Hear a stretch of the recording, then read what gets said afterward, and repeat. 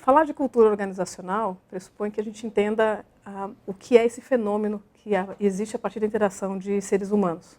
Então, a cultura pode ser entendida melhor como um conjunto de manifestações ou de artefatos que são produzidos quando os seres humanos estão em grupo. Qualquer grupamento humano acaba criando combinados. Combinado no jeito de falar, da maneira de se vestir, daquilo que se faz para celebrar uma vitória ou para celebrar o nascimento de alguém ou o casamento. Então, a gente pode tentar definir cultura de um grupo qualquer como esse conjunto de artefatos e de valores compartilhados por esse grupo social. Se a gente falar, então, de uma organização, é semelhante processo. Qualquer organização possui um conjunto de combinados, a regra do jogo, aquilo que não está escrito, na verdade, né?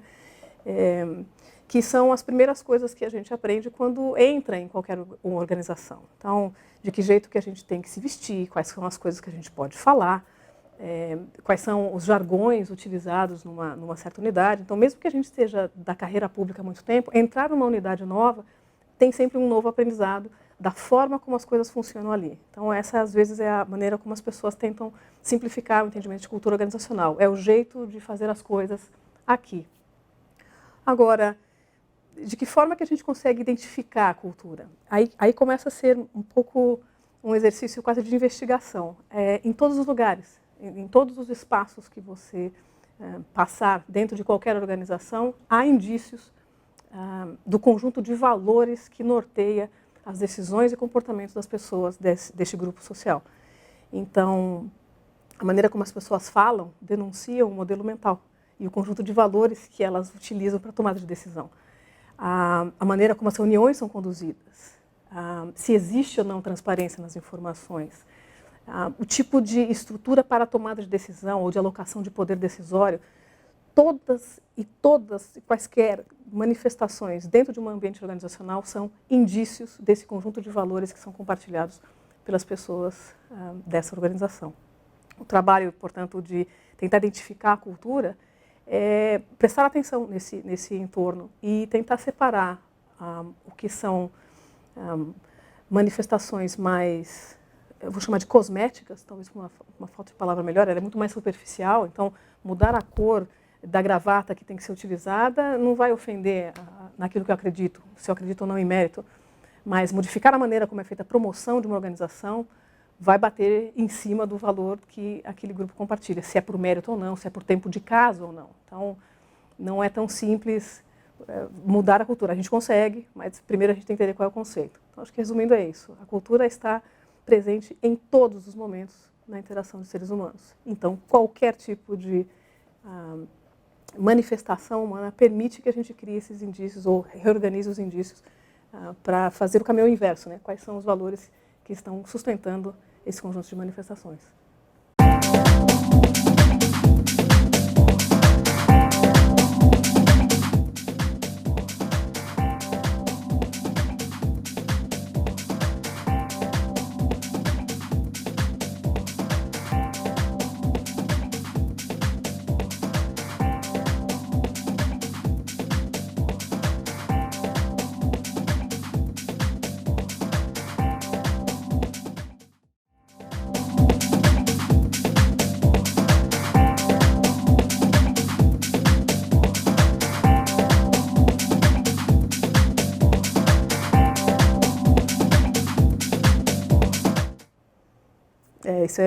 Isso é bastante interessante, porque a pergunta, por que eu quero saber sobre cultura organizacional, para que serve esse conceito de cultura organizacional? Normalmente são engenheiros que fazem essa pergunta para mim e por uma única razão, eles estão nas posições de gestão na maior parte das organizações e acabam ficando quase que operando sem instrumentos. Eles não entendem para que serve o conceito, então não conseguem nem enxergar o que às vezes afeta o cotidiano deles. Vão com aquela vontade de implementar projetos, por exemplo, sem saber como é que eu faço para mexer as pessoas que vão ter que implementar o projeto. Então, o conceito de cultura nos ajuda, como gestores, a entender que a dinâmica entre seres humanos não é apenas uma questão racional e que mobilizar as pessoas ou influenciar as pessoas pressupõe abordagens muito distintas, não apenas baseadas em dados, regras ou contratos, mas também pela motivação, ou pelos valores, ou pelo propósito do projeto ou da organização em si. Então, o conceito de cultura vai me ajudar a criar uma pauta de olhar. Eu sei para onde olhar, ou o que prestar atenção, se eu quiser mobilizar a energia das pessoas para a implementação de um projeto, ou mesmo para fazer uma mudança, e também para facilitar a minha interação com esse grupo. Então, vamos imaginar que uma organização seria uma célula que possui uma membrana que protege esse funcionamento interior de ataques de estrangeiros ou de agentes externos não identificados. Se for muito diferente a maneira como esse agente está tentando entrar, porque a célula tem membrana porosa, não é verdade? Mas se for muito diferente, a primeira coisa que ela vai fazer é se proteger, ela plastifica, ela tenta expulsar aquilo que é muito diferente do que ela está acostumada a ter ali no seu meio cotidiano. Um gestor novo numa área ou alguém que queira implementar uma mudança diferente é esse agente estranho ao grupo e, portanto, ao funcionamento e à dinâmica daquele grupo. O pauta do olhar ou o mapa da cultura vai permitir entender essas sutilezas, essa nuance, que nem sempre está na área de preocupação de um gestor que chega com um mandato de entrega ou com vontade de implementar muitas coisas. Então, a gente fica pensando assim, eu costumo resolver para os engenheiros o seguinte, olha, você vai ter que prestar atenção em algumas coisas, né? A forma como as pessoas tomam decisão foi determinada e é determinada pelo conjunto de valores que essa organização possui. Isso é uma manifestação cultural. A forma como as pessoas conversam e a forma como as informações são priorizadas e, portanto, a maneira de comunicar e transferir a informação também é uma manifestação cultural. E aquilo que vai dar a cola para as pessoas, para que elas se sintam engajadas o suficiente para fazer uma entrega, qualquer que seja a organização, é um reflexo do tipo de história compartilhada e do tipo de identidade que essas pessoas possuem a partir dessa convivência cotidiana. Então, essa é a última função, talvez, do conceito de cultura. A identidade do grupo é um ativo importante que o grupo vai tentar preservar, que nem a membrana da célula. Então, querer mudar ali, eu tenho que entrar com cuidado. Eu posso mudar, dá para fazer alteração, mas a gente vai entrar pedindo licença. Acho que esse é o melhor jeito.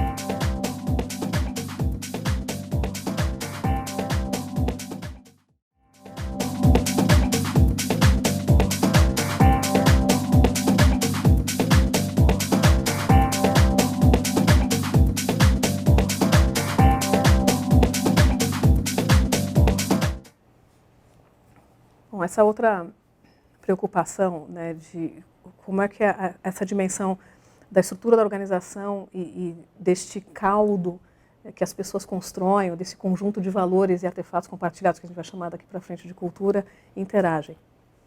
Na verdade, eles não existem um sem o outro, né? Então, se a gente entender a estrutura como as regras de alocação dos recursos existentes dentro da organização, então, o recurso de tomada de decisão, a quantidade de informações que flui para cada área, quem tem controle mais ou menos de orçamento. A estrutura de uma organização define os processos e a maneira como a organização vai ter que fazer a entrega dos seus serviços ou produtos. E a cultura é a forma como as pessoas vão agir para garantir essa entrega. Então, a vinculação dessas duas dimensões é total. A gente chama isso na área de organizações de desenho organizacional. Então, entender de que forma o desenho da entrega de um serviço de saúde foi feito e, portanto, de que forma que eu faço a seleção das pessoas que vão fazer a entrega desse serviço. Eu tenho que levar em consideração a forma como as pessoas se comportam na entrega do serviço público, por exemplo. E se é esta maneira, como está hoje, que eu gostaria de manter. E se os valores que estão pautando a escolha dessas pessoas e a maneira como elas trabalham estão alinhados.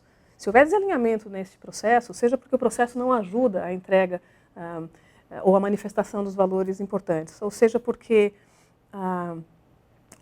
às vezes a gente quer engajar um grupo para eles fazerem melhores serviços ou para resgatar um propósito, ou seja, por exemplo, na área de educação, o papel do professor, e quer engajar para que ele possa fazer o melhor de si.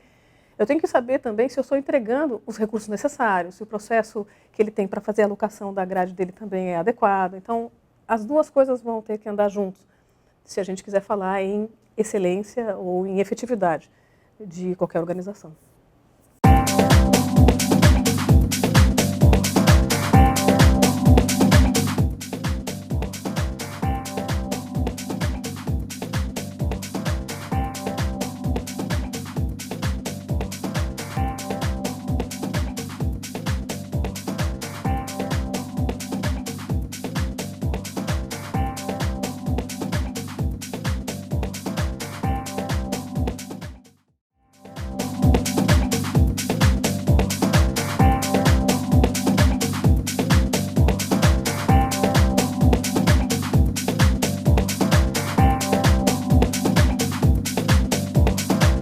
Porque eu acho que faz todo sentido mesmo essa preocupação, já que eu estava comentando que para ter uma excelente entrega, ou efetividade na entrega, ou entregar valor ao usuário, dependendo da linha onde estiver seguindo, eu tenho que estar garantindo, como gestor, eu tenho que estar garantindo que os processos, as estruturas de decisão, os recursos e o tipo de comportamento das pessoas do grupo que estão fazendo a entrega estão alinhados. E aí, o exemplo do professor lá na ponta ou o diretor de uma escola tem que ter clareza se essa estrutura está dando apoio. Então a pergunta é, mas como é que pode então, né? Às vezes sobrar recurso e não se conseguir fazer. Cada um fica acusando o outro mutuamente de ser o responsável por a gente não conseguir fazer uma entrega de melhor qualidade. Aí a gente está entrando numa outra dimensão, que é o papel do gestor. Então vamos lá, a cultura é um fenômeno de grupo. É quase como criar um jeito de fazer as coisas que vai se solidificando com o tempo. A gente vai criando certos tabus ou certos hábitos, nem sempre são bons hábitos, mas são hábitos ainda assim, portanto vai dar trabalho tirar, né, extirpar esse hábito. Ela se torna um fator do contexto no qual eu vou ter que atuar.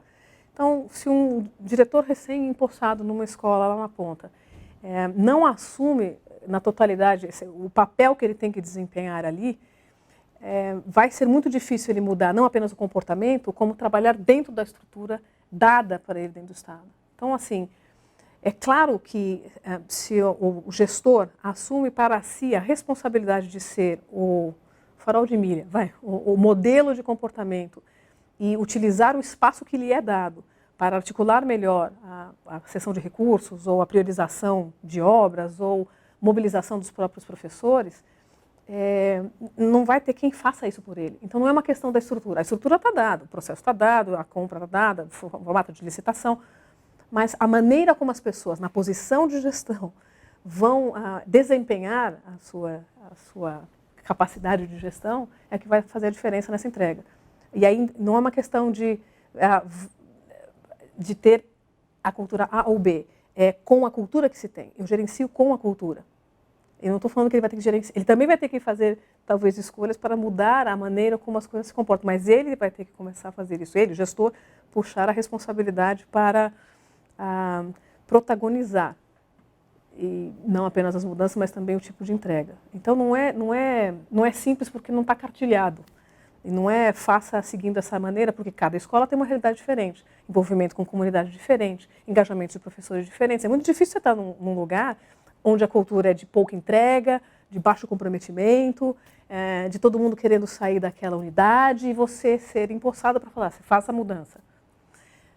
Não é fácil, porque a primeira coisa que ele vai ter que buscar não são estrutura ou recursos, mas são pessoas, ou engajar de novo, ou resgatar uma vontade de que tenha feito a pessoa ir atrás da área pública. Se você tornou professor, por quê?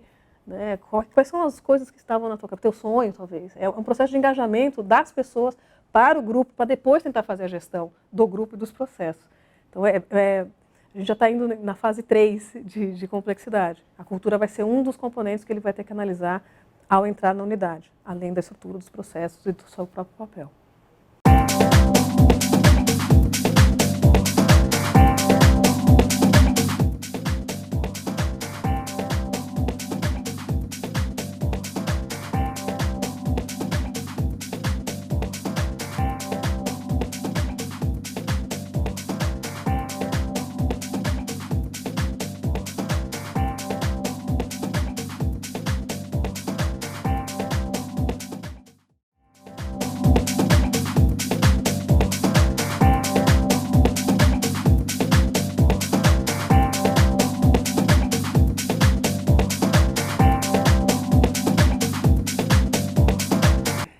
fica essa pergunta na cabeça, né? O papel do gestor em qualquer organização e qual é a relação dele com a cultura da organização. No limite, as pessoas de qualquer grupo olham para o líder ou o chefe ou a pessoa que está em posição de uso de poder como uma referência de comportamento. Então, querendo ou não, o gestor de qualquer área se torna o guardião ou destruidor dos valores professados pela organização. Então, não tem a ver com aquilo que está pregado na parede, como missão e valores, ou resultado de uma consultoria que acabou decidindo quais são os valores da organização. Valores são como religião, né? É o que você faz todo dia. O valor se traduz na ação. Então, o papel do gestor é não apenas ele agir pautado pelos valores que são adequados ao serviço onde ele está, ou à unidade onde está, mas também de estar monitorando essa aderência de comportamento das pessoas ali presentes com aquilo que a organização propõe a fazer, para dizer, no mínimo, um alinhamento entre o propósito da organização e aquilo que está sendo entregue. Agora, o que é interessante é que a prática gerencial ela não é uniforme. Então, mesmo numa mesma secretaria, é muito comum você ter quase como ilhas de funcionamento muito distintos. Aí você fala, então qual é a cultura dessa organização? Vamos fazer então uma comparação com camadas de manifestação dos valores, né? O valor se manifesta na ação, como eu comentei. Então, se um valor é respeito, a forma de manifestar respeito numa unidade tem que ser chamar a pessoa de senhor secretário ou doutor, como é comum na área pública. Ele perdeu o cargo, ele perde o título de doutor também, que ele nunca teve. Mas esse é um tipo de manifestação que reflete muito como funciona ali a lógica. Cria-se uma hierarquia e perde-se a hierarquia ao perder o cargo. Essas manifestações são passíveis, portanto, de serem ajustadas dependendo do espaço onde a gente está. Mas no limite é o mesmo valor, é respeito que se manifesta de formas diferentes. Agora, uma Secretaria de Estado de Educação, que tem tantas regionais diferentes, ela acaba criando, em cada uma das suas diretorias regionais, acaba criando uma forma peculiar de funcionar. Então, cultura é o jeito de fazer as coisas aqui. Está todo mundo seguindo o mesmo padrão e o processo da estrutura, da prática, mas a maneira como essa prática gerencial é exercida é característica do gestor que está na frente desse processo. Então, essa talvez seja um lembrete para o gestor, né? Você está visível sempre. E por estar visível sempre, você se torna a referência do que pode ou não pode ser feito para tudo. Então, até para fazer a mudança, a gente vai ter que começar fazendo reforma da maneira como os gestores se comportam.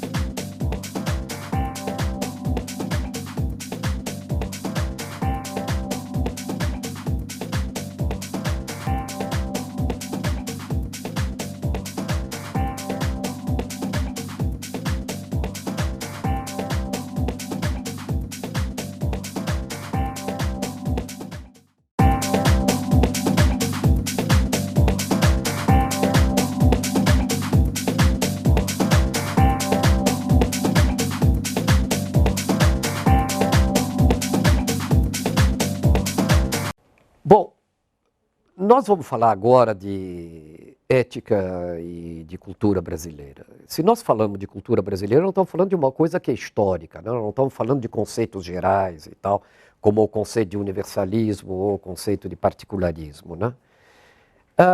Há uma peculiaridade nos países latinos, que são a França, a Espanha, Portugal, a Itália, e, logicamente, todos os países da América Latina, né? Tanto de caráter espanhol quanto português. Nós temos uma duplicidade moral. Isso é um negócio realmente interessante e singular. Há outros países que tiveram essa situação, mas a nossa situação peculiar cria dois códigos. Nós temos dois códigos. Há razões históricas para isso, fundamentais, estruturais, que são seculares. Por exemplo, o tipo de colonização que predominou no Brasil, que é a colonização de exploração. Mas não quero tocar nisso agora, quero falar desses dois códigos morais. Nós temos um código público, que é um código que é difundido nos livros didáticos, é difundido no catecismo da igreja, está permeando nossos códigos de leis, né? A nossa moral oficial nosso código oficial, que eu chamo a moral da integridade. Por quê? Porque o seu âmago, a sua chave fundamental é celebrar aquilo que a gente a inteireza, e faz a apologia da virtude. Em outras palavras, você tem que ser uma pessoa de bem. Nos ensinam a ser uma pessoa de bem. Esse código oficial, esse código público, ele tem um caráter altruísta, quer dizer, ele respeita os interesses dos outros, né? E ele visa um bem de caráter universalista, né? Claro, algo que é bom para todos, que interessa a todos. Ora, dramaticamente, por razões históricas, nós temos uma segunda moral que convive de maneira ambivalente, de maneira contraditória, de maneira conflituosa com essa moral pública, essa moral oficial nossa, que é a moral da integridade. É a moral do oportunismo. É um segundo código de normas que todos nós conhecemos, só que esse vai por embaixo do pano. Este é oficioso, ele não é oficial. Esse é clandestino, ele não é público, mas todos nós conhecemos. Este segundo código, que eu chamo a moral do oportunismo, ele faz a apologia do quê? Da esperteza. Ele celebra a malícia. Ele nos ensina não a ser uma pessoa de bem, mas a levar vantagem em tudo. Então, é óbvio que este código, em relação ao outro, ao invés de ser altruísta, ele é egoísta. Isto é, realização de interesses pessoais à custa dos outros. Ele visa não um bem universalista, mas um bem particularista, quer dizer, um bem que prejudica os outros. Aquilo que você ganha em detrimento dos outros, à custa dos outros. Esta situação ambígua que nós temos entre duas morais que nos são ensinadas é dramática. Por que ela é dramática? Porque ela nos dá uma geleia mental. Ela nos complica a capacidade de saber o que é certo fazer e o que não é certo fazer. Porque se a gente faz alguma coisa certa pelo código da integridade, a moral da integridade, de repente os nossos amigos do peito vêm à parte, entre quatro paredes, e dizem, pô, deixa de ser trouxa, cara. Tu tem que defender o teu, cara. Tu tem que ser malandro, cara. Tu tem que saber que ninguém presta. Tem que passar a perna nos outros antes que eles passem a perna em você, nego. E aí eles nos ensinam, eles, os mais espertalhões, os mais vividos, qual é o caminho das pedras. E nós ficamos baralhados. Isso é dramático, afeta todas as empresas brasileiras, afeta todas as organizações brasileiras. É um drama latino. Então, vamos avançar um pouquinho.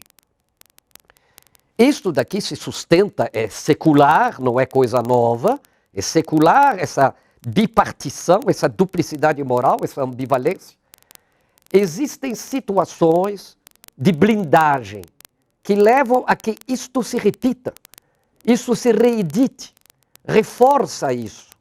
Os malfeitos são reforçados.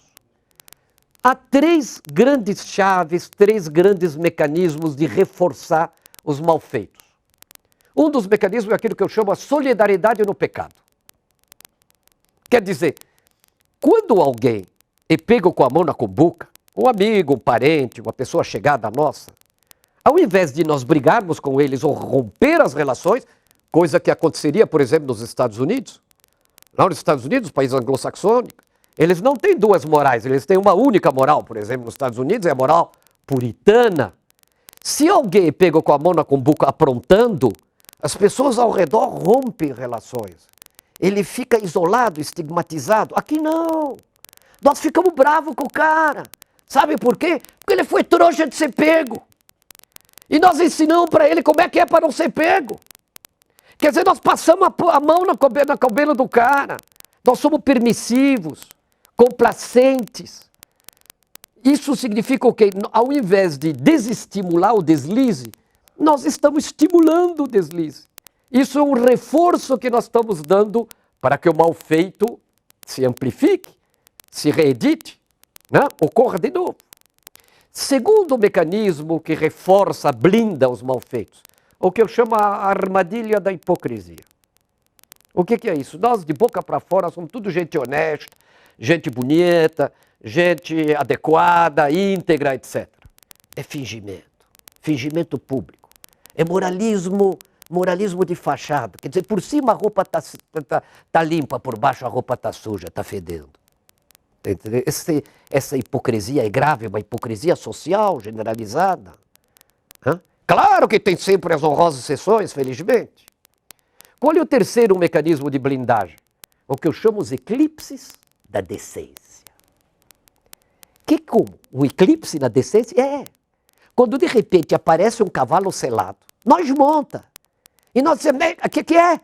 Negócio de ética, tá brincando com as favas com a ética, tá louco, cara, vou perder essa oportunidade de ouro. Então, é um jogo de faz de conta. Para fora, nós falamos, batemos no peito, somos as grandes pessoas íntegras e tal.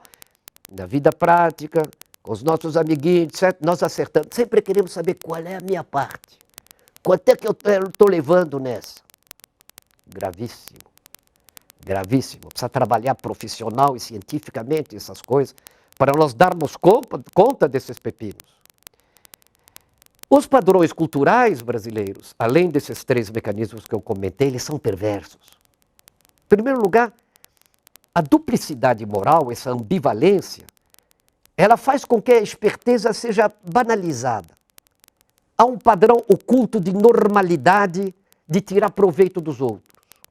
E a desconfiança predomina. Exatamente no oposto, por exemplo, de padrões anglo-saxões. Lá parte-se do pressuposto que as pessoas são honestas e são confiáveis, e elas vão perder a confiança à medida que agirem de maneira inadequada. Nós aqui partimos do contrário. Nós partimos da pressuposição que a pessoa não é confiável e ao longo do tempo ela vai ter que ganhar a nossa confiança. Isso vem do quê? Dessa banalização da esperteza, dessa desconfiança que ocorre em função da nossa ambivalência. Segunda razão de padrões culturais perversos gravíssima, secular, é o tipo de relações pessoais que nós temos. As relações pessoais, nos países latinos ou no Brasil, são relações muito densas, muito fortes. São, na verdade, uma rede de compadrio. O que é isso? Diferentemente de relações pessoais que você tem, por exemplo, novamente nos Estados Unidos, que são muito profissionais. Né? Você pode indicar alguém, por exemplo, numa vaga na tua empresa, ele vai lá, ele vai ser apresentado no RH, ele vai passar a bateria, que é exatamente a mesma bateria de testes e de entrevista, etc., para qualquer outro. Se ele tiver competência, se ele tiver mérito, ele vai pegar um emprego. Se não, não. Aqui no Brasil é diferente. Rede de compadrio por quê? Porque depende do teu QI. Isto é, de quem te indica, do teu pistolão. Depende do teu padrinho. Se o padrinho for forte, você chega lá no RH, está tudo combinado, meu querido. Quem é? Quem lhe indicou doutor fulano de tal? Senta aí, cafezinho, aguinha. É um simulacro. Quer dizer, o pistolão funciona e o pistolão cospe em cima da valia das relações profissionais. Se sobrepõe às relações profissionais. Nós temos o quê pelas essas relações pessoais? A patronagem. A patronagem dos pistolões, dos QIs, né? Dos padrinhos. Isso vai patrocinar o quê? Favoritismo, nepotismo, né? Nomeação de parentela, privilégios, abusos. Isso joga a meritocracia no chão, torna as pessoas profundamente desestimuladas. Terceiro drama nos padrões culturais perversos, tudo isso secular, é a nossa tradição patrimonialista. O que é o patrimonialismo? É, na verdade, a apropriação privada de recursos públicos. Né? É quando você confunde o que é público como sendo de ninguém, e aí vamos meter a mão porque vai ser meu. Já que não é de ninguém, mete a mão. Essa é a tradição patrimonialista, essa apropriação privada de recursos públicos. Essa é a base da pequena e da grande corrupção. Ora, isso prospera no Brasil, uma das razões centrais é o problema institucional. A ineficácia institucional em punir. Então, essa tradição patrimonialista é um problema muito sério que está querendo justificar a corrupção. Trabalhei muitos anos no Estado de São Paulo, em cargos de relevo. Fui 2 vezes presidente estatal, 2 vezes secretário adjunto. e lhes falo com conhecimento de causa, é possível intervir nessas situações através de mecanismos competentes de controle e impedir que isso ocorra. Vamos comentar um pouquinho o tamanho dessa situação de corrupção. Se a gente olha a propina no Brasil, no ano passado, 2012, a corrupção significava cerca de 2% do PIB por ano. 2% do PIB por ano, quando no mundo a média é de 0,5%. Quanto é que isso corresponde, ou correspondia em 2012? 85 bilhões de dólares. Você sabe o que é isso? 85 bilhões de dólares é o PIB do Uruguai. Isso só em corrupção. Nós não estamos falando do continente do ilícito no Brasil. Porque esse continente do ilícito corresponde mais ou menos hoje a 19,8% do PIB brasileiro, ano passado. Dá uns 700 bi em reais. Isso, então, é sonegação fiscal, contrabando, etc., né? Além de corrupção. Ora, um grande problema que nós temos aqui é o seguinte: quando isso ocorre na cúpula. Porque quando os de cima perdem a vergonha, os de baixo perdem o respeito e viram um circo. E nós temos que combater esse circo. Nós temos que impedir que isto sugue e arrebente o nosso país mais ainda. É isto.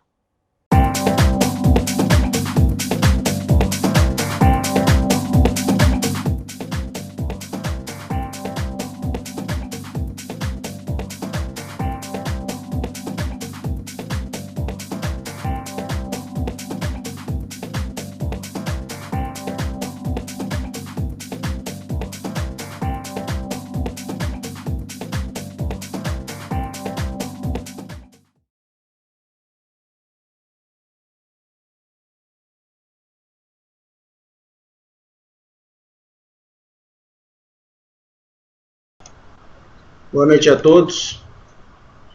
Aqui quem fala é Rodrigo Coimbra, sou diretor do portal Projetos de TI, um site que trata de assuntos como gerenciamento de projetos e tecnologia. A gente está iniciando um projeto de webinars esse ano, e esse foi organizado pelo portal Projetos de TI em parceria com a Fix Consulting e Training, e vai ser ministrado por Maria Angélica Castellani. A gente vai apresentar o webinar A Mudança Cultural na Implantação de Indicadores, o novo desafio dos GPs.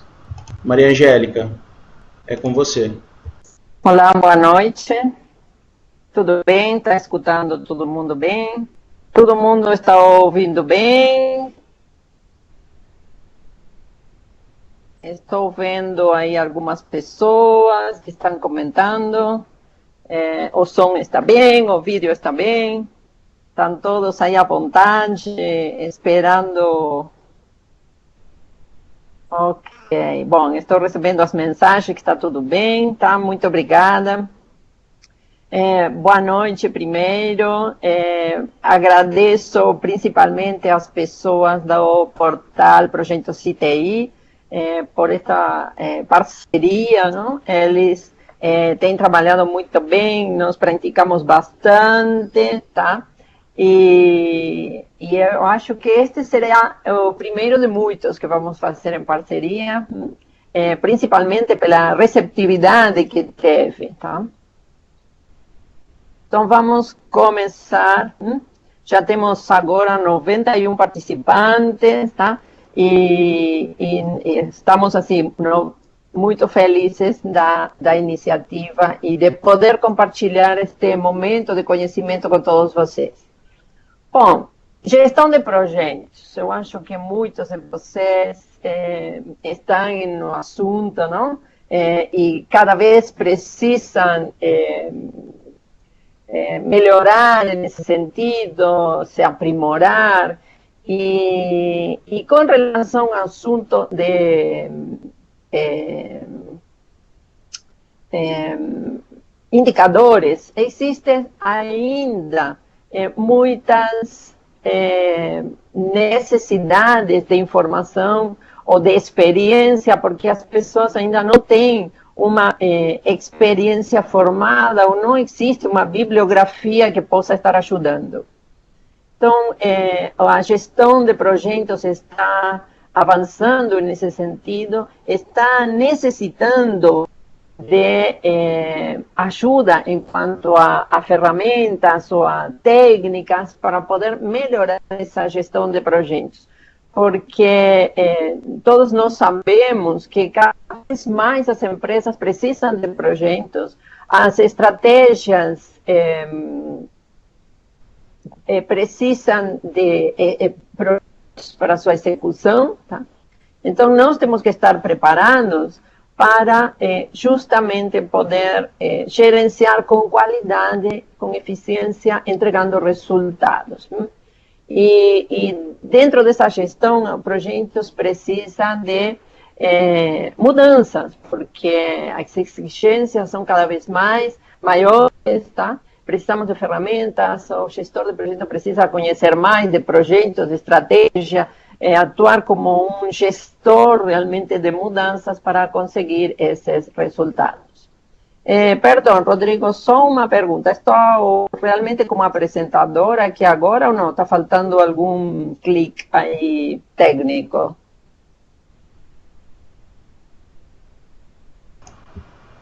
Maria Angélica, só tomar a apresentação e dar início.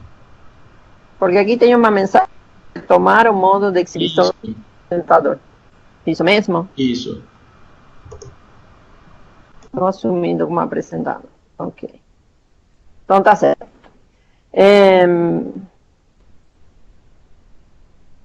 Momento técnico aqui. Bom, então nós vamos avançar aqui e primeiro quero ter uma equilibrar em conhecimentos para entender o que é cultura, o que é mudança organizacional, o que significa mudança cultural, tá? Para alinhamento de conhecimentos, tá? Então, o que é cultura? Todo mundo pode até saber ou intuir o que significa. É um conjunto de coisas. É conhecimento, são crenças, é moral, costumes, né? Outros hábitos, capacidades, que todos que realmente definem o comportamento do homem na sociedade. Essa definição corresponde a um antropólogo britânico que se chama Edward Taylor, a fonte Wikipedia, tá? E é uma definição realmente completa do que significaria cultura. Então, essa cultura passa também a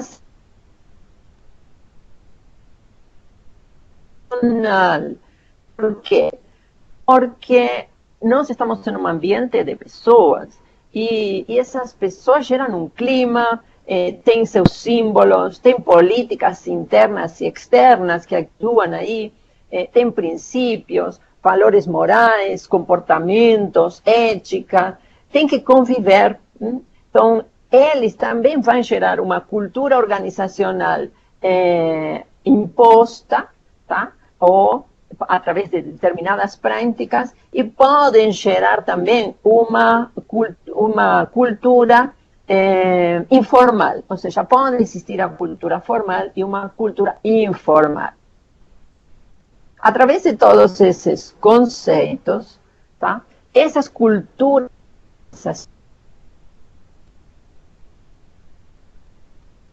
das pessoas, por quê? Porque precisam resolver problemas, então vão elaborando técnicas ou formas de comportamentais que resultam em culturas exclusivas de cada organização. Não podemos dizer, hoje está na empresa, vou pegar toda a minha experiência dentro dessa empresa e levar essa cultura para outra. É impossível. Cada cultura é única dentro de cada organização. Então, não podemos pensar que podemos transportar essas experiências comuns para outras organizações. E aqui realmente é um fator crítico e de sucesso, principalmente para o gestor de projetos, poder conhecer essa cultura não somente no âmbito local, sino também global. Hoje, os gerentes de projetos estão praticamente em todo o mundo. E que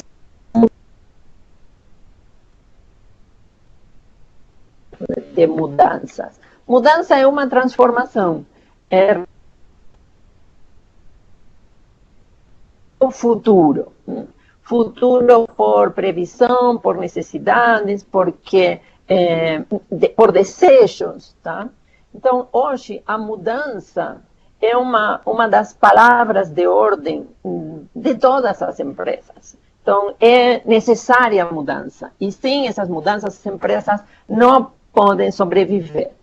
Então, a mudança é inevitável. Não podemos pensar que não vamos mudar mais daqui para frente. Não, tá?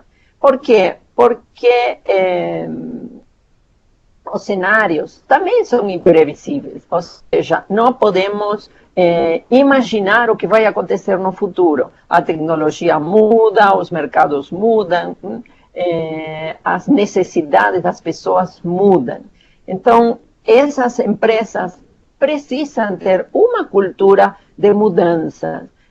E as pessoas precisam estar preparadas para todas essas mudanças. Então, precisa institucionalizar, fazer parte da organização, essa capacidade de mudança.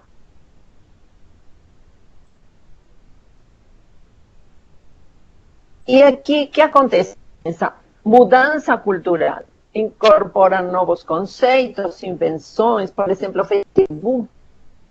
Não gosta do Facebook, tem assim, se sente dono, se sente justo, se sente querido, compartilha, tá? Então, esse Facebook foi uma mudança cultural. É mudança cultural também a tecnologia, o celular, as funções de cada celular, que mudam constantemente. Então, todas essas influências externas, essa relação de algo desconhecido, todo o novo, afeta a cultura das pessoas de uma sociedade. E, porém, também afetam a cultura da organização. E o que acontece com nós, por exemplo? Nós precisamos Facebook, seja mudança de tecnologia, celular, precisamos mudar de apartamento, precisamos mudar de cidade, precisamos fazer outra faculdade. Então, essas mudanças para nós são, digamos, impulsionadas internamente, ou seja, de adentro, dentro de nós para fora, tá? E nós nos sentimos satisfeitos, nos sentimos felizes, nos sentimos realizados. Por quê? Porque estamos atendendo aos desejos que nós temos, a nossos próprios desejos, tá? Então, essa felicidade, esse sentir de realização parte de nosso interior. Ninguém nos impulsiona para fazermos algo. Mas também essas mesmas coisas que mudam do lado de fora, mudam dentro das organizações, tá? Então, essas mudanças vão continuando em todas as empresas, ou seja, que influenciam as culturas. Mas nas organizações, assim como nós temos mudança e aceitamos essas mudanças porque nós queremos, porque respondem aos nossos desejos, o que acontece nas organizações? Não gostamos das mudanças. Então, muitos de vocês pensam, poxa, este pessoal não tem outra coisa que fazer que pensar em mudança. Agora temos que implantar um sistema novo. Faz 2 anos que temos um sistema novo e agora vamos mudar de novo. Não deixam trabalhar em paz. Acontece isso com certeza, muitos de nós, eu também, em algum momento, na minha juventude, pensei, nossa, essas mudanças, porque sempre aconteceram mudanças, hoje e amanhã vão continuar.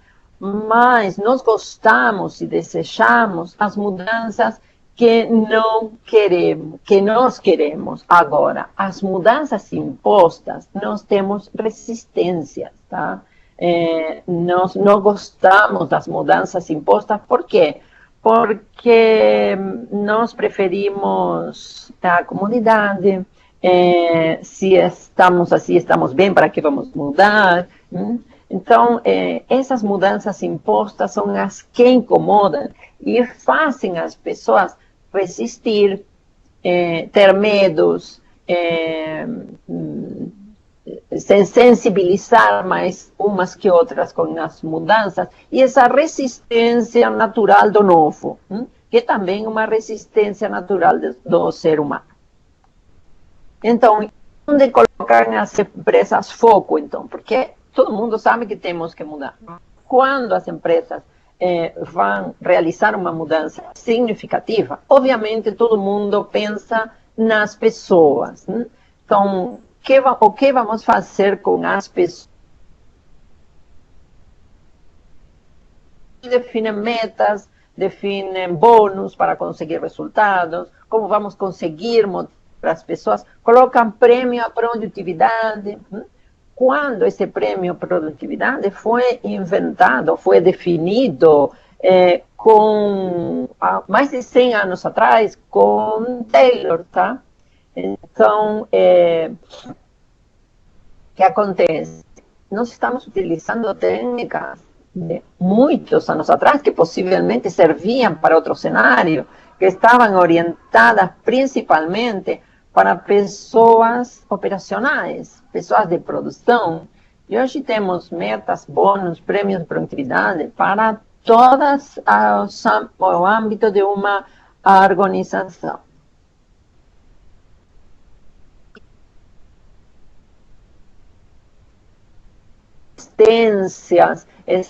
Esse estresse por causa das mudanças, que causam nas pessoas, tá? Afetam a produtividade e a criatividade. E isso é descobrimento científico, não é que é por acaso que estou falando, não? Porque, não sei se vocês sabem, com a neurociência se permitiu conhecer mais com relação a como funciona nosso cérebro, tá? Então, nós temos uma parte pensante que toma as decisões, que é o nosso córtex, que está aqui, e ele é alimentado, é oxigenado, obviamente, mas quando temos estresse, desgosto, desconformismo, tá? Outras áreas do cérebro são movimentadas que consumem mais desse oxigênio, tá?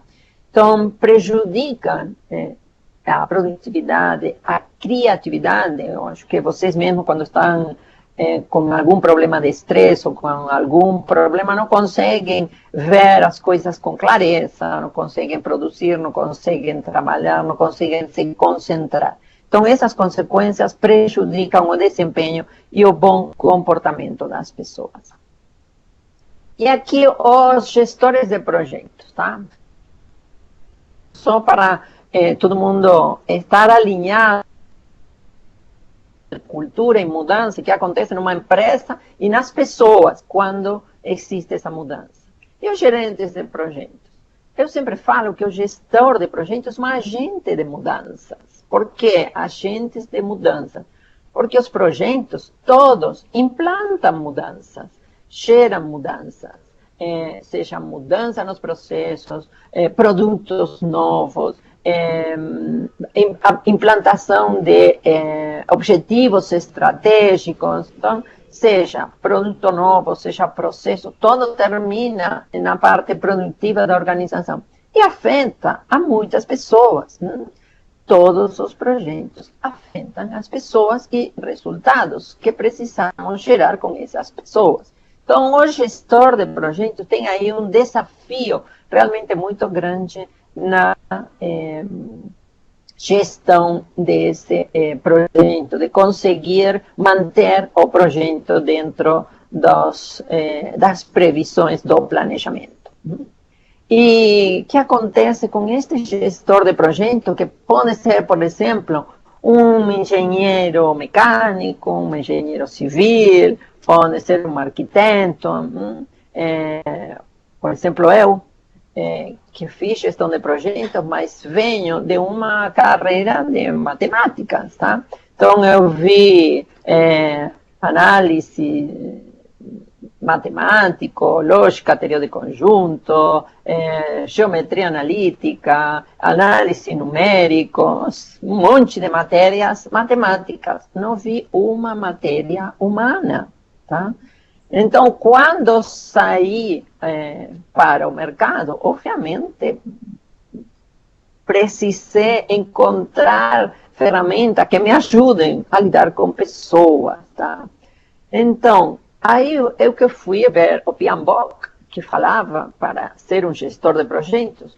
Eu gosto de metodologias, eu adoro como fazer melhor as coisas, tá? Não só do PMBOK, de outras metodologias também, né? Então, aí li no PMBOK, na quinta edição, que fala: os gerentes de projetos eficazes devem possuir uma combinação equilibrada de habilidades éticas, interpessoais e conceituais para ajudá-los a analisar situações e interagir de forma apropriada, tais como... Então, aí, para o PMBOK,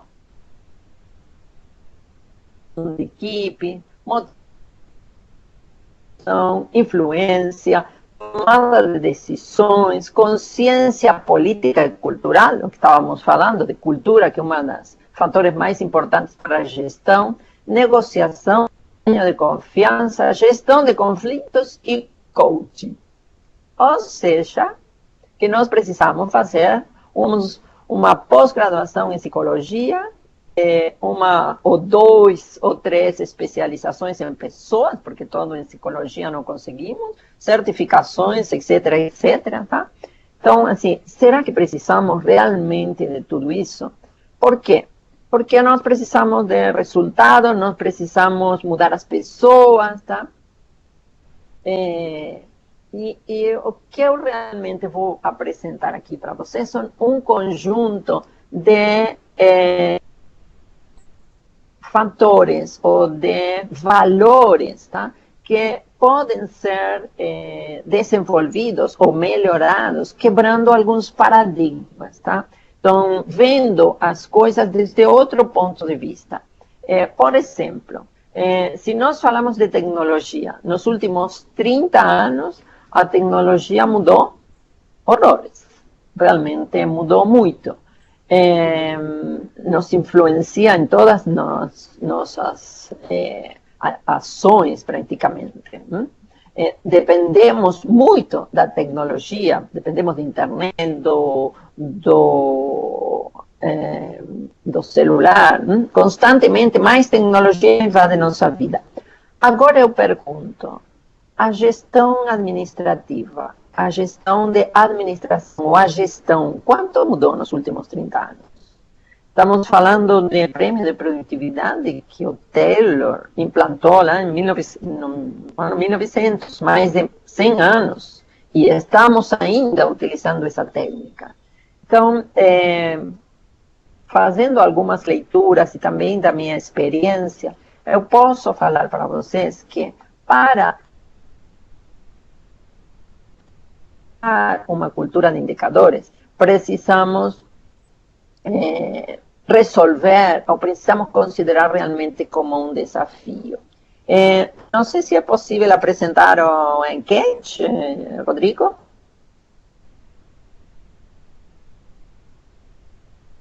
Rodrigo, está me escutando?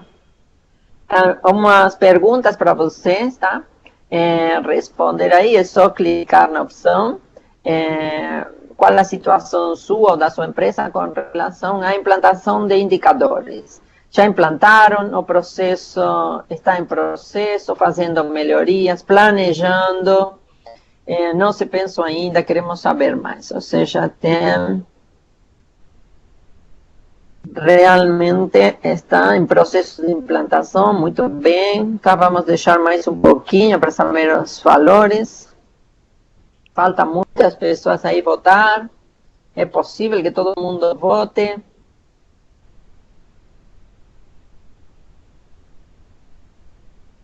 (26% planejando a gestão.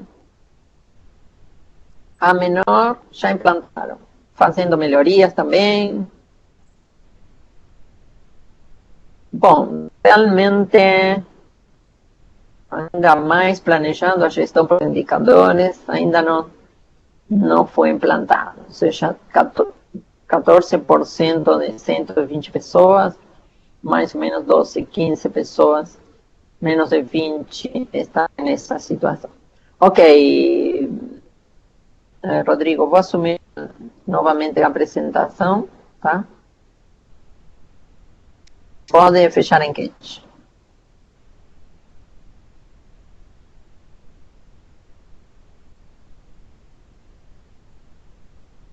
Bom, por que realmente, então, é um desafio para os gestores?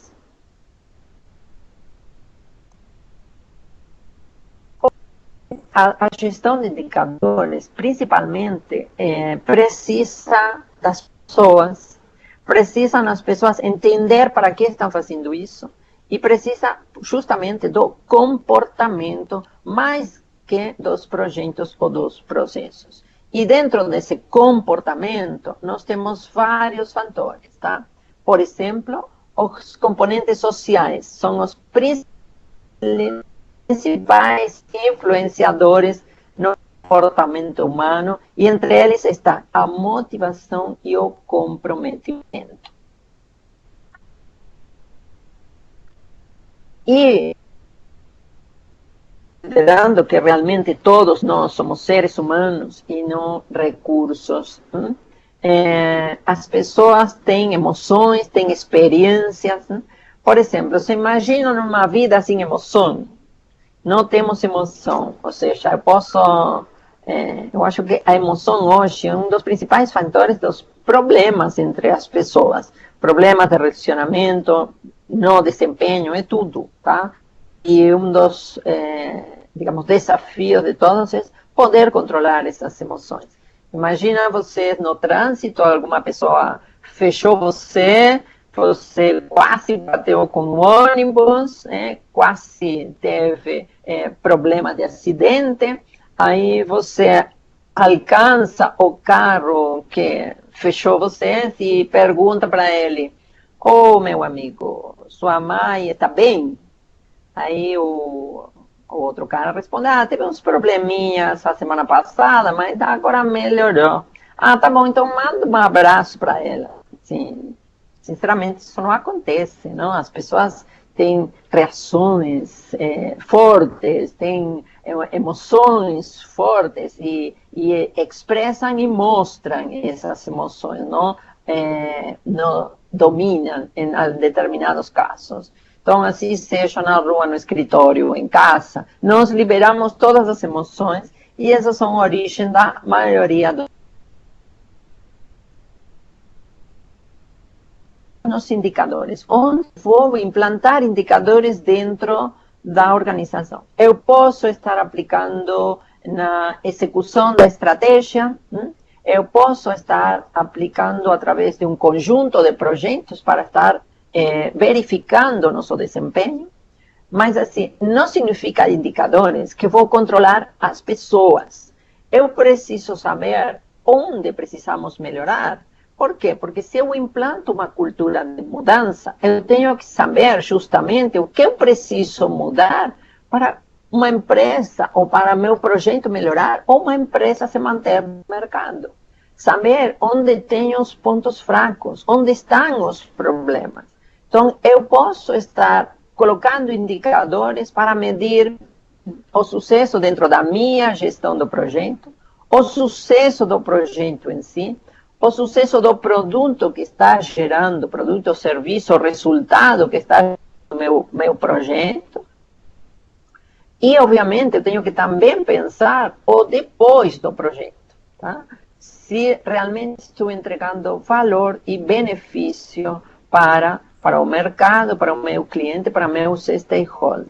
Então, tem um conjunto, um cenário diversificado, onde eu preciso pensar onde vou fazer a medição e o que eu preciso medir. Então, obviamente, vai envolver uma quantidade de pessoas diferentes, tanto na gestão de projeto, na gestão do produto, na gestão do sucesso, benefícios posteriores.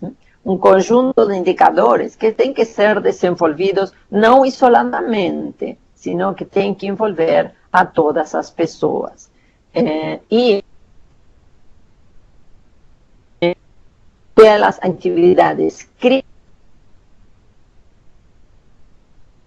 direcionar o sucesso realmente do projeto, ou saber quais são os fatores negativos que podem influenciar esse sucesso indo para o fracasso. Então, tenho que saber, tenho que descobrir onde está a pedra no sapato do processo dentro desse projeto, tá? Conforme o que nós estamos fazendo medição, justamente para poder melhorar, seja um ou outro.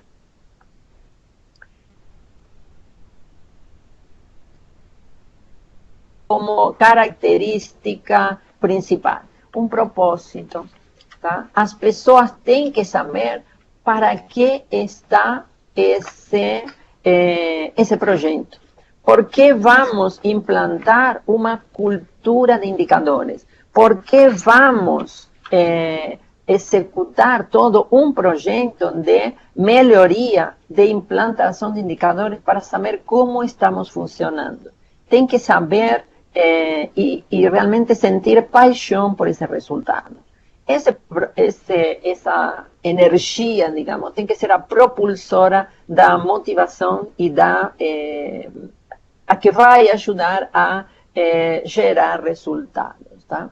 Então, precisamos conscientizar as pessoas através da comunicação e definir em conjunto esse propósito, onde esse propósito não precisa ser um resultado financeiro, por exemplo.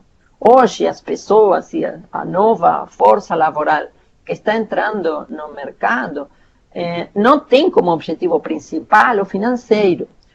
Ou seja, é importante sim, tá? Então, mas não é o mais importante. Eles querem ter um ambiente de trabalho mais tranquilo, querem se sentir felizes com o que estão fazendo, eles querem gostar do que estão fazendo. Então, eles já vêm com uma cultura diferente da que, por exemplo, eu tinha quando comecei a trabalhar, onde meu trabalho era o mais importante. Estas pessoas não existe esse pensamento de que o trabalho é o mais importante.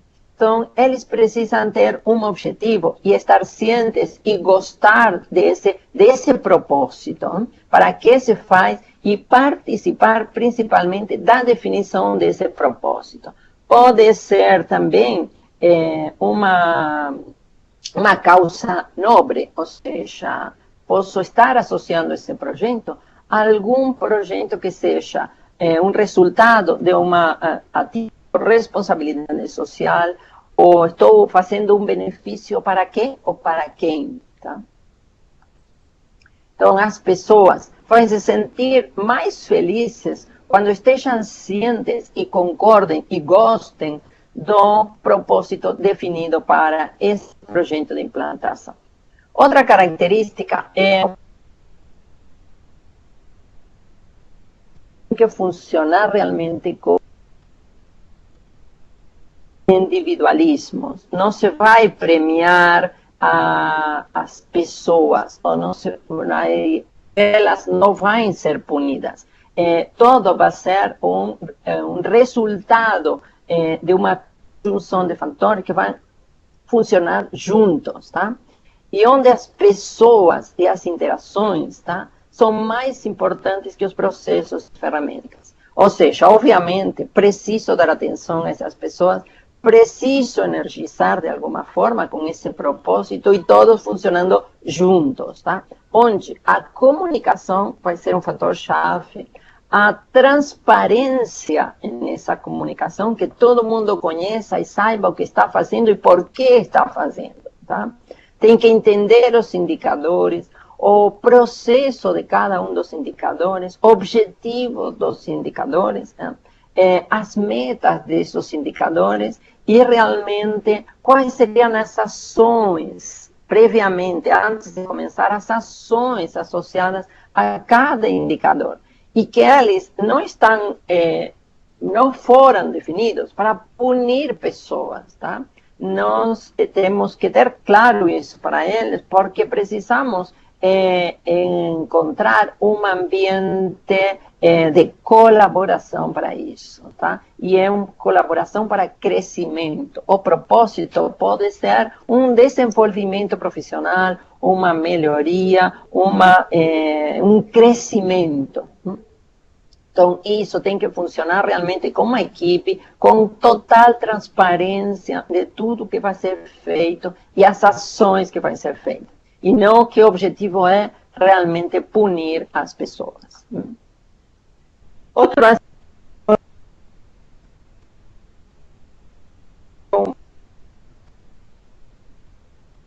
uma matéria que eu no blog da Fixe, não, que encontrei no outro site, e achei interessante, porque é um pouco sentir das pessoas novas, das pessoas mais jovens, tá?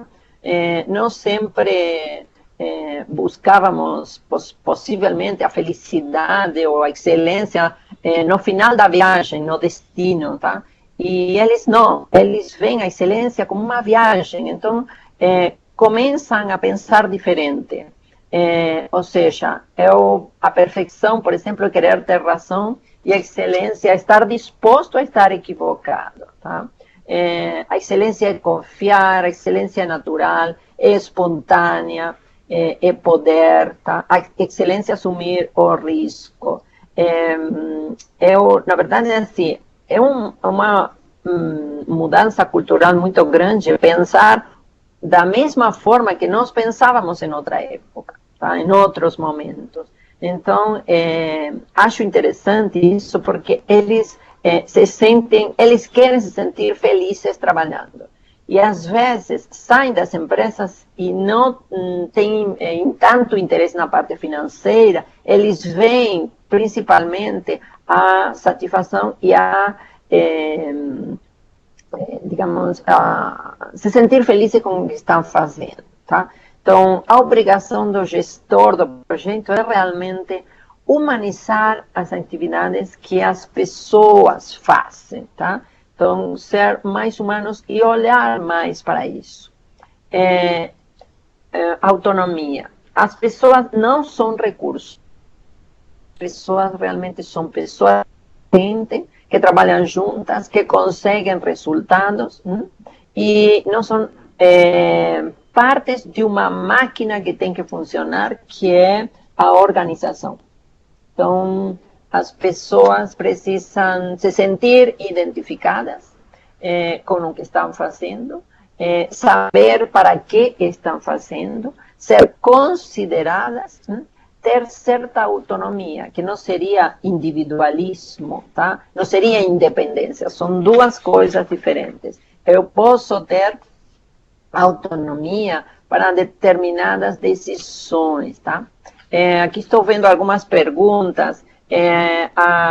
Os slides vão ser disponibilizados no canal do YouTube da Fixe e também, desculpa, no SlideShare da Fixe, e a gravação do evento vai ser disponibilizada nos dois sites, tanto da Projetos CTI como no site da Fixe. Vai estar os links ou a indicação onde vocês podem encontrar no YouTube, tá? Podem voltar a escutar as vezes que quiserem, tá? Então, nós temos que considerar realmente as pessoas como seres humanos, tá? Que são relevantes, que se importam pelo que estão fazendo e que são parte dos relacionamentos, porque é errado pensar que uma organização é feita de processos e projetos. Na verdade, o novo conceito que a organização são redes sociais, vivem de relacionamentos. Quanto melhor se relacionam dentro de uma organização, melhores resultados têm, tá? Resultados do negócio, como, por exemplo, satisfação do cliente. Se as pessoas estão bem, atendem melhor, fazem as coisas melhor, colocam mais energia, sempre que estejam reconhecidas, tá? Então, essa autonomia é importante que todos tenham, que consigam autonomia. Às vezes não é para tomar decisões, que se sentam autônomas enquanto a fazer algumas atividades. E isso vai, com certeza, a gerar essa motivação, vai se sentir mais felizes, vai ter um bem-estar psicológico, se fala, porque eu me sinto reconhecida com certa autonomia e, obviamente, vai melhorar a produtividade, tá?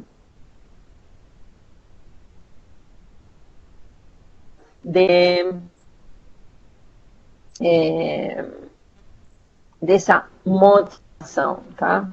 Então, aqui coloquei um exemplo. Então, nossa, fala, não sei se é esse espelho, mas eu estou maravilhoso hoje, tá? Então, esse sentir interior realmente é o que se chama automotivação. E as empresas, normalmente, o que alimentam é a motivação. A motivação com recursos, por exemplo, como o prêmio de produtividade de muitos anos atrás, tá? Que hoje já não motiva ninguém, possivelmente desmotiva, tá?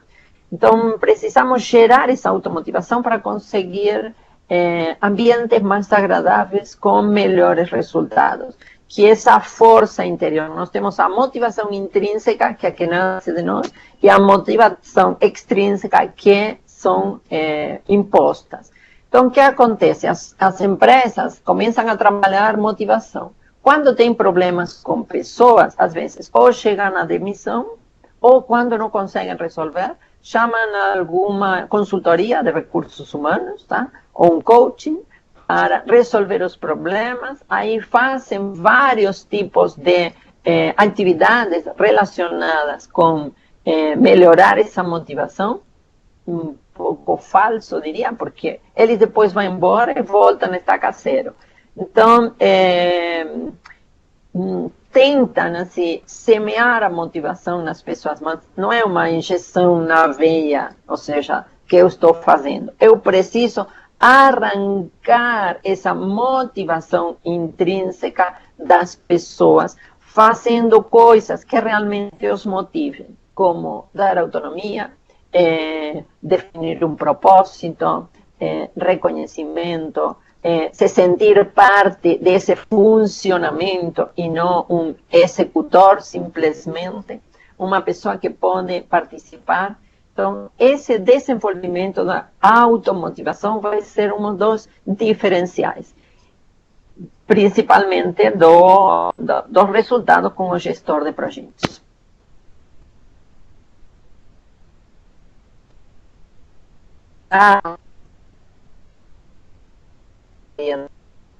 É o que se chama hoje liderança servidora. É um líder para servir as pessoas, tá? E como falou Jack Welch, essa frase que está, precisamos enfrentar a realidade como ela é e não como gostaríamos que fosse, tá? Então, precisamos ser líderes na hora de ver, por exemplo, indicadores que não estão certos, não estão corretos, mas não são culpa das pessoas. É o processo dentro da organização, o processo dentro de um projeto, tá? Então, não é punir, tá? Não é a lei do chicote, tá? Não é a lei da cenoura ou chicote, tá? É a lei de servir as pessoas para crescer e para fazer as coisas melhor para todo mundo se manter no mercado, não? E, obviamente, tá? fazer brincadeiras, tá? Ter o riso fácil. Essas fotografias são do curso da Fixe, não? Nós fazemos muitas brincadeiras, o pessoal aprende, e esses são resultados, aí eu com nariz de palhaço, tá? Faço muitas palhaçadas para o pessoal passar momentos agradáveis aprendendo, e eles realmente adoram, tá? Então, o bom humor é importante. Eu, justamente faz pouco tempo, li uma matéria na revista Exame que falava da empresa Groupon, tá?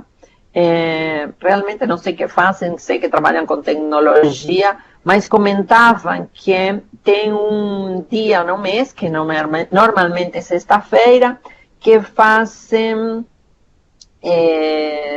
o Fan Friday, ou seja, um dia de felicidade, de festa. E as pessoas escolhem, tá, as fantasias que vão fazer esse dia. Então, fazem fantasias temáticas, por exemplo, para Halloween, para, em algum momento, as pessoas falam de Mulher Maravilha, de Homem-Aranha, sei lá, fazem algumas coisas e realmente colocam humor, colocam uma perspectiva diferente ao trabalho. Eu falo assim, por que treinamento tem que ser sério? Quem inventou isso? Onde está escrito que tem que ser sério? Por que não podemos brincar e aprender? E o trabalho é a mesma coisa. Quem falou que tem que ser sério? Quem falou que tem que estar todo mundo calado fazendo as coisas? Tá?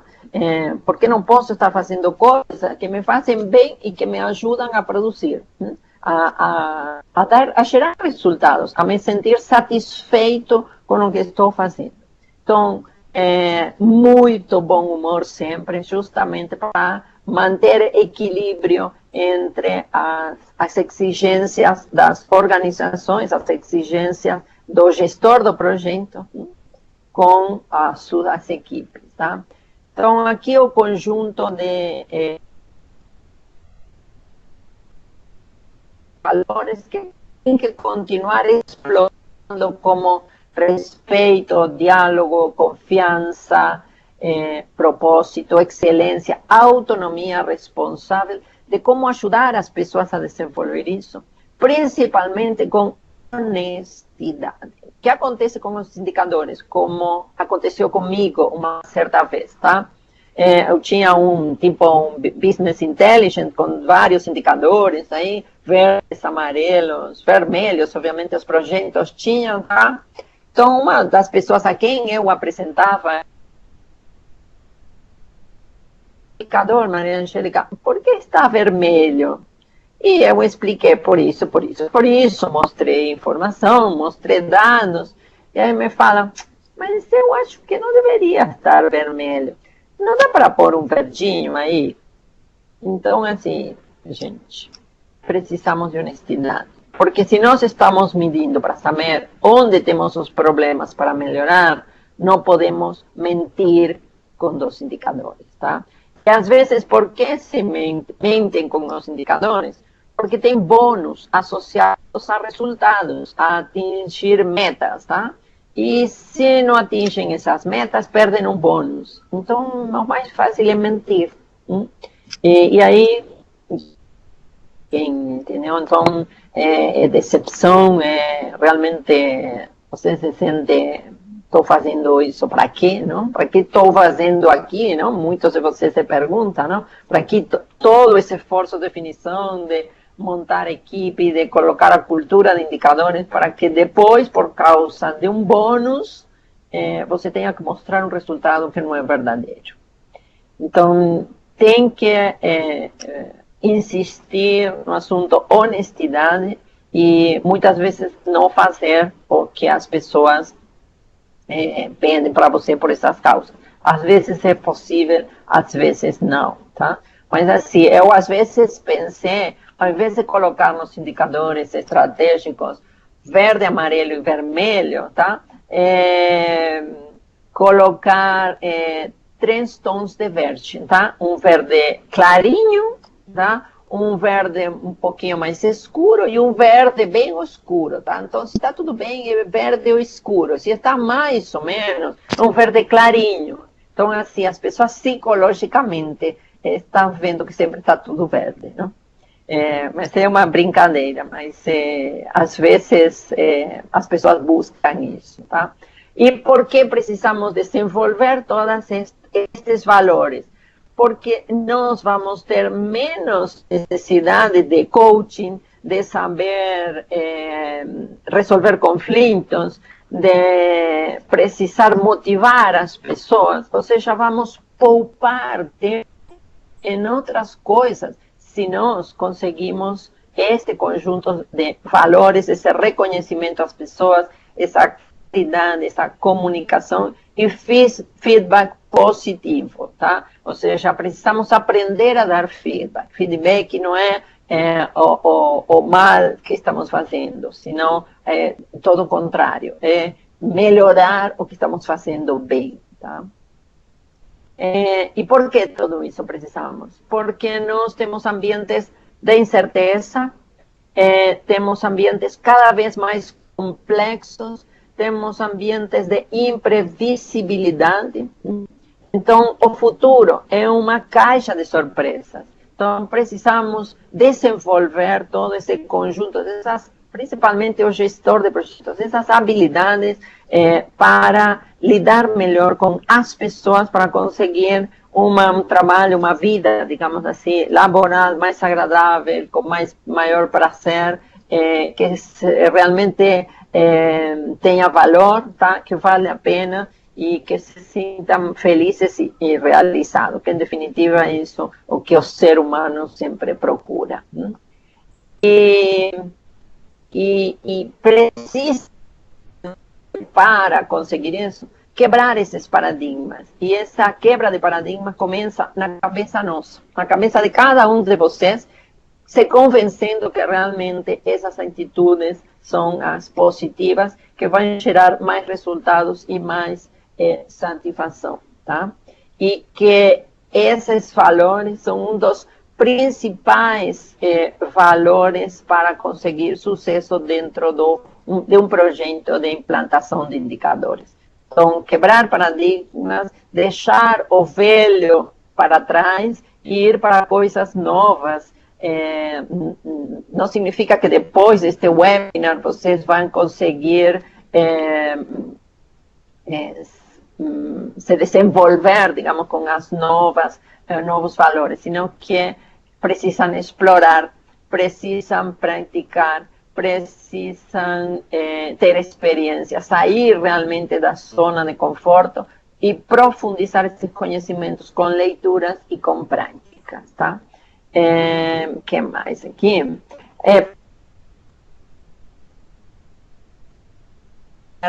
A flexibilidade suficiente para ver as coisas desde outro ponto de vista, para aprender junto com as pessoas, tá?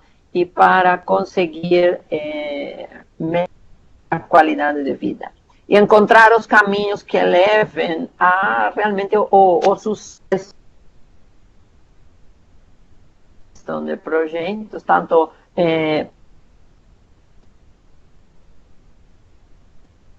das pessoas, resolver os interrogantes que fiquem aí no caminho, e como agentes de mudanças que somos, todos os gestores de projetos, precisamos começar com um exemplo.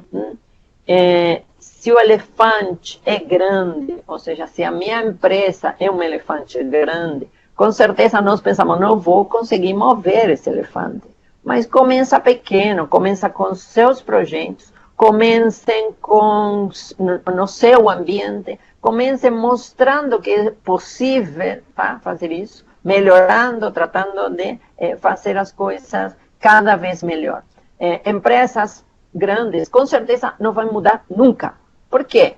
Porque o seu objetivo é financeiro, seu objetivo está sendo atingido hoje e se tem domínio do mercado, vai continuar mais 10, 20 anos. Mas, assim, empresas que estão nascendo, eu vi que tinha várias pessoas aí na lista de empresários, pode ser que seja uma empresa pequena, uma empresa média. Então,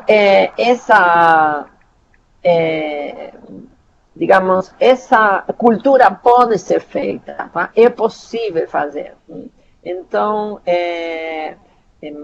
não tirem esse paradigma de que os indicadores são negativos, que são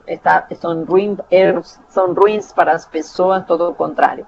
E se o elefante é grande, deem o exemplo, mostrem que é possível e mostrem que é possível chegar a uma cultura diferente. Comecem pelo exemplo. E se não mudem. E a minha mensagem, já estamos quase no final, e dou lugar para as perguntas. Ou vocês continuam fazendo status report, ou vão para a gestão de indicadores para fazer uma gestão com maior prazer, tá? Com maior alegria com os resultados. E se erram, comecem melhorando, fazendo e errando, que se aprende.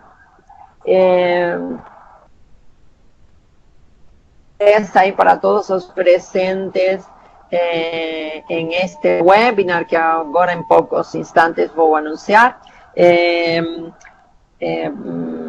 Estou agora só falando do meu perfil, que eu deixei para o final. Espera, bom, está um barulho aqui de sirene. Eu estudei, eu sou de Buenos Aires, tá? O destino me mandou aqui no Brasil, estou muito feliz aqui, realmente. Há mais de 15 anos que moro aqui, mais de 20 que trabalho, tá? Eu estudei na Faculdade de Engenharia da cidade de La Plata, tá? Na universidade, como se fosse a USP aqui, mas menorzinha lá, em outra cidade, um campus enorme. Aí está a imagem dela, essa é a Faculdade de Engenharia. Eu cursei muitas matérias com várias pessoas desse ciclo básico. Aqui no Brasil fiz MBA na Fundação Getúlio Vargas, na gestão de projetos e gestão de negócios. Fiz especialização em gestão de conhecimento. Sou certificada PMP, também fiz certificações dentro da linha da Scrum Alliance, Agile, que eu adoro fazer conforme melhores práticas. Conheço também de BPM, onde fiz junto projetos e processos. Trabalhei em vários países da América Latina, sempre aqui na região. Eu sou professora em várias faculdades de controle de projetos. Na HSM, sou professora do SENAC, de Santos. Tenho um filho que se chama Martim, não? Muitos beijinhos para ele. Se me vê, me mata, tá? Aí a esposa dele é a Daniela, um amor também, meus amores. Eu gosto de dançar, quando eu consigo, vou soltar meus cachorros nas danças, tá? E estou na Fixe há mais ou menos este ano, vai ser 15 anos, que estou trabalhando tanto na gestão de projetos e processos, tá? Bom, a surpresa, antes de passar às perguntas, os participantes deste webinar, nós temos cursos no Rio de Janeiro, Ribeirão Preto e São Paulo, dia 14 e 15 de março, 4 e 5 de abril, 11 e 12 de abril é o workshop de métricas, e temos um desconto interessante que vocês podem ver aí, com pagamento 2 vezes, somente para as inscrições até o dia 27 de fevereiro agora, tá? Então, inscrições até essa data teriam esse benefício, tem que colocar na inscrição que participaram deste webinar. Os slides estarão disponíveis para download no slide da Fixe, e a gravação vai estar disponível tanto no site da Fixe como no site do projeto, tá? Tem que completar depois questionário final da pesquisa de satisfação ou pesquisa sobre este webinar, e vão receber as instruções para registrar as PDUs, tá? Bom, da minha parte, muito obrigada a todos, realmente foi um prazer para preparar esta palestra para você, tá? É um fruto um pouco da minha experiência, do que eu passei, do que eu às vezes continuo passando, e espero que tenham aprendido, que tenham gostado e que possam participar de outras. Então, dou lugar agora a Thaís, que selecionou algumas das perguntas. Muito obrigada a todos aí pelas mensagens, tá? A Thaís ia selecionar 2 perguntas do público. Passo para você, Thaís. Oi, Maria Angélica, boa noite. Oi, Thaís, boa noite. Boa noite a todos que estão participando desse webinar. Eu sou a Thaís Sossai, sou gerente de marketing do portal Projetos de TI. E a primeira pergunta é do Daniel Escapim. E a pergunta é a seguinte: qual a dica que você dá para os gerentes de projetos que tentam prover mudanças nas empresas e não é maduro o suficiente para entender e implantar sua proposta? Qual a dica para quem gerentes de projetos que querem? Qual a dica que você dá para os gerentes de projetos que tentam prover mudanças, mas a empresa não é madura o suficiente para entender e implantar sua proposta?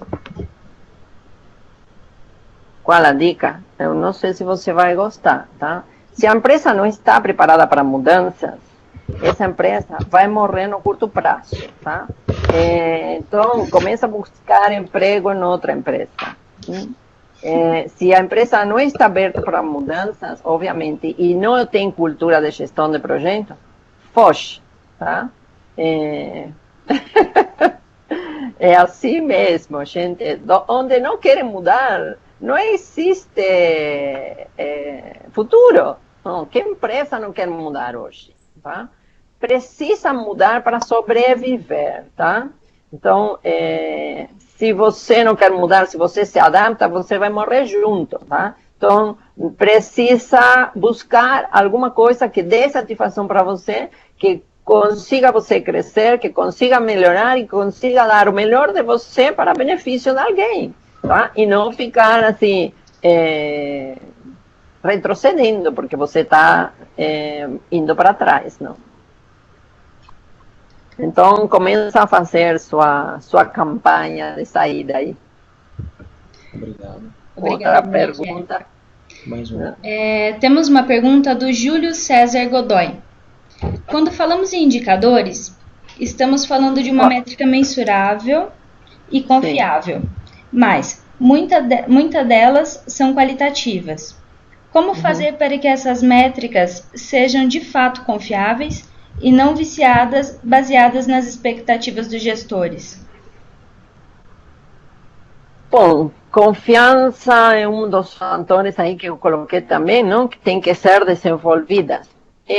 Na verdade, assim, você vai ter que verificar primeiro quando você tem um resultado, tá? Comparado com a realidade. Para gerar confiança, não é que você começa tendo confiança, você gera confiança através do que você vê, através de suas ações, através de resultados, tá? Todo é possível medir. Se algo é importante para você, você pode medir, pode acompanhar as medições, pode verificar, pode auditar para verificar se realmente isso é confiável. E se não é confiável, muda. Tá? Ou seja, não está conforme com um resultado no indicador, vai para outro, joga fora esse e define outro novo. Isso é um crescimento, um aprendizado, tá? Não significa que vocês vão iniciar com indicadores e esses indicadores vão servir desde o início. Todo o contrário, pode ser que não. Não sei, o nome da pessoa não lembro, Thaís, qual era? Era Júlio César Godoy. Tá, Júlio. Não sei se respondi a sua pergunta, se realmente entendi bem a sua pergunta e se respondi certo. Poderia responder aí, Júlio, se está ok?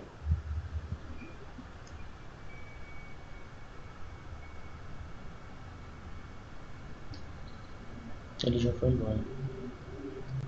Júlio? Eu acho que o Júlio já saiu. Tá. Então, aí Fábio está perguntando, se a minha área de projetos não tem nenhuma medição de indicadores, ainda eu quero começar devagar. Qual é o primeiro indicador de projetos que você recomenda? Existe um especial? Olha, primeiro você tem que definir, Fábio, Primeiro, obrigada aí pela pergunta, tá? Pelo interesse. Primeiro tem que definir qual é seu objetivo, qual é seu sucesso dentro do projeto, porque depende mais que sua, dos stakeholders, quais são as definições de sucesso, para poder definir quais são os indicadores importantes, tá? Se meu barco vai para o norte, eu preciso saber onde está o norte e como estou chegando ao norte. Então, preciso medir um indicador que me ajude a verificar se estou indo certo. Pode ser que a minha orientação de sucesso esteja para o sul, então meu indicador pode ser outro. Então, não existe cardápio de indicadores. Isso que às vezes é difícil que as pessoas entendam.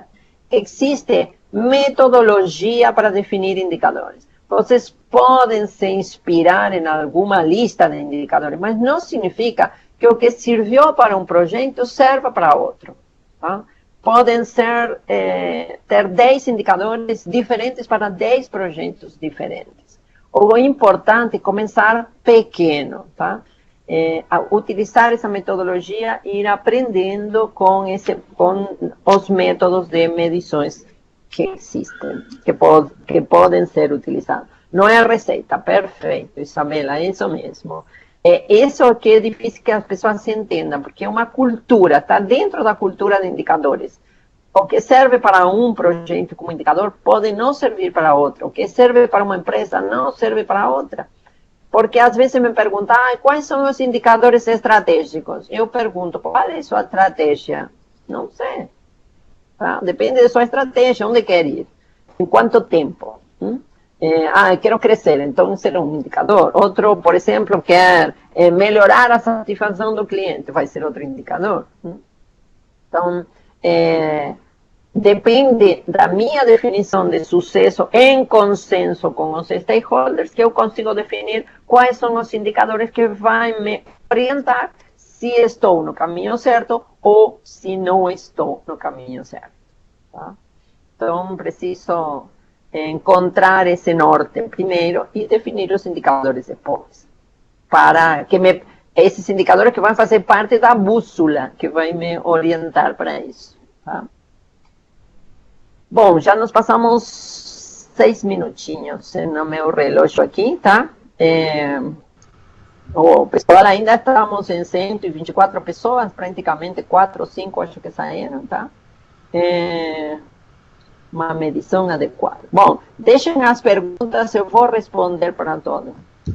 Qual a característica da Mafalda que te inspira? O senso de humor. O senso de humor da Mafalda que me inspira, porque eu gosto dela, assim. Bom, gente, não sei, Rodrigo, se você passo a palavra para vocês. Muito obrigada a todos.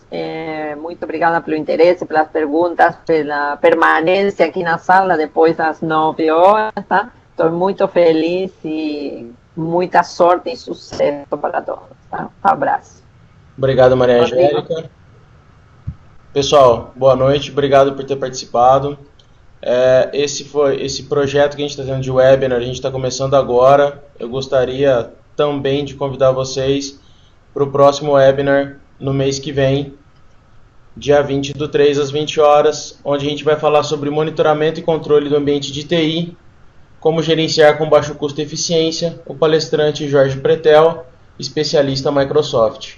Quem se interessar, a gente vai enviar depois para vocês um e-mail. Agradeço a todos, obrigado, e a pesquisa que a gente vai enviar para vocês por e-mail em seguida, e todos os dados necessários, como o vídeo da palestra e as perguntas e respostas, vão ser enviadas posteriormente por e-mail. Obrigado, boa noite a todos. E as instruções para registrar as PDUs também, tá? Também serão enviadas por e-mail. Tá bom? Obrigada, boa noite. Boa noite, pessoal.